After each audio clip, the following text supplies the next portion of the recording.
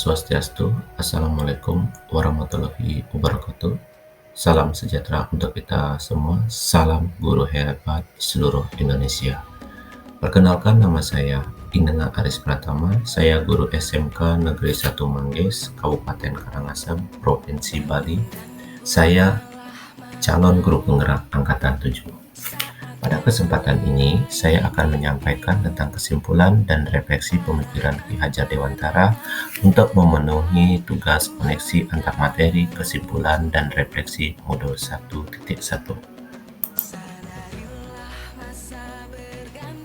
Sebelumnya, saya sudah mempelajari tentang modul 1.1 mengenai filosofi pemikiran Ki Hajar Dewantara, di mana inti pemikiran Ki Hajar Dewantara yaitu menuntun atau among, yang artinya menuntun segala kekuatan kodrat yang ada pada anak-anak agar mereka dapat mencapai keselamatan dan kebahagiaan yang setinggi-tingginya baik sebagai manusia maupun anggota masyarakat.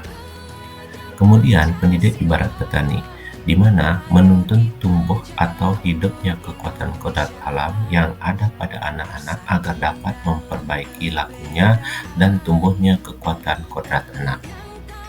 Kodrat anak itu artinya merdeka dan bermain. Merdeka artinya adanya kemandirian dalam belajar, bermain dalam konteks lebih luas adalah berkarya. Kemudian sebagai pendidik harus menjadi hamba pada anak, yang artinya berpihak atau berpusat pada anak. Kemudian melakukan kolaborasi trisentra pendidikan, di mana tidak hanya bekerja sama dengan sekolah saja, tapi juga bekerja sama dengan keluarga, masyarakat. Kemudian penanaman budi pekerti, adanya keselarasan cipta, rasa, karsa, dan pekerti.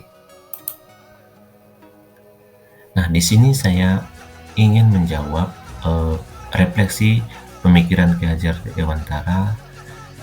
Yang pertama, apa yang saya percaya tentang murid dan pembelajaran di kelas sebelum saya mempelajari modul 1.1. Yang kedua, apa yang berubah dari pemikiran atau perilaku saya setelah mempelajari modul ini. Yang ketiga, apa yang dapat segera saya terapkan lebih baik agar kelas saya mencerminkan pemikiran Ki Hajar Dewantara.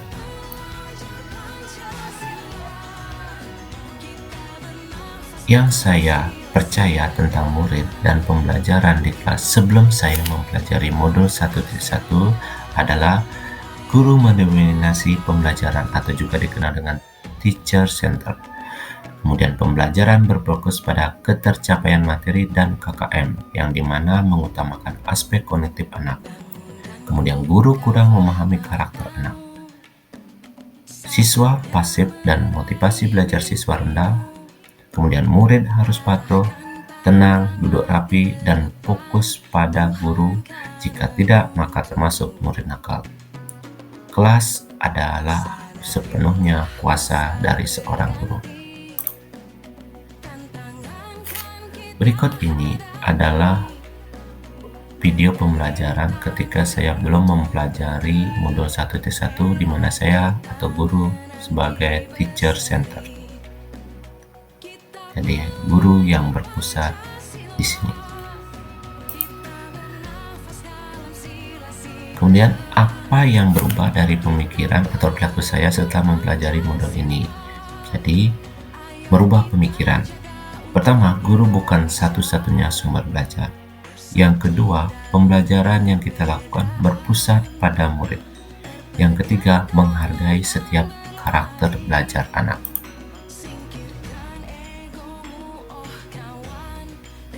Kemudian merubah perilaku,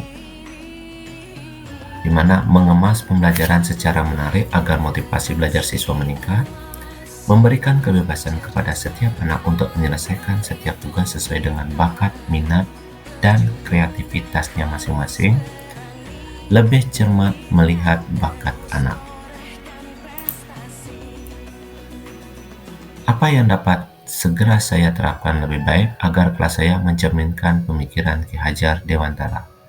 Yang pertama, merancang pembelajaran yang interaktif dan menyenangkan dengan melibatkan peserta didik. Menerapkan pembelajaran berbasis kearifan lokal dan budaya setempat. Menerapkan konsep merdeka belajar dan mengintegrasikan setiap pembelajaran dengan pencapaian dengan pencapaian profil pelajar Pancasila. Pembelajaran yang mengutamakan aspek budi pekerti, menerapkan sistem AMONG di mana pendidikan yang menuntun bukan menuntut, mengintegrasikan permainan dalam pembelajaran, melatih kecakapan abad 21 pada murid.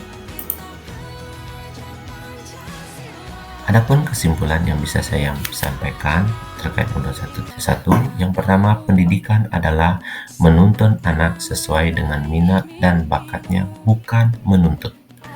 Pendidikan bukan hanya ilmu akademis saja, namun perlu penanaman budi pekerti yang baik dan menyeimbangkan cipta, rasa, dan karsa. Pendidikan sejatinya adalah berhamba pada anak dengan memfasilitasi anak sepenuh hati. Demikianlah presentasi dari saya ucapkan terima kasih.